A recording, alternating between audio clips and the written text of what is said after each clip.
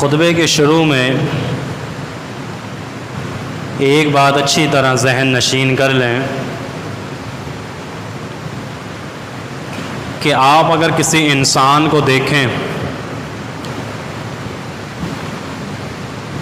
اس انسان کے چہرے پہ لمبی اور گھنی داڑھی کو دیکھیں، اس کے سر پر اونچی پگ کو دیکھیں اور اس کے ماتھے پر آپ محراب کا نشان دیکھیں یا نماز کا نشان دیکھیں، تب بھی اس کے بارے میں یہ رائے قائم نہیں کرنی ہے کہ یہ انسان اللہ کے ہاں بڑا برگزیدہ ہے، پسندیدہ ہے، قابل تعظیم اور قابل تکریم ہے۔ نہیں، انسان کی، مسلمان کی پہچان کس چیز سے ہوتی ہے؟ وہ اللہ کے ہاں مقبول ہے یا نہیں؟ اللہ کے ہاں وہ قابل قبول ہے یا نہیں؟ سب سے پہلے